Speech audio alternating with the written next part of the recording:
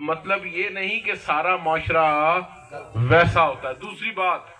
بات یہ جو کہا جاتا ہے کہ جی بچیاں نو حصہ کوئی نہیں سی دیندہ، اگر خواتین کا جائیداد میں حصہ موجود نہیں تھا، ان کے پاس پیسے یا ان کے پاس فائنینشل ایڈ کا ایک سسٹم نہیں تھا، یعنی خواتین کو حقوق نہیں دیے جاتے تھے، تو میرے آقا کریم سرکار دو عالم صلی اللہ علیہ وآلہ وسلم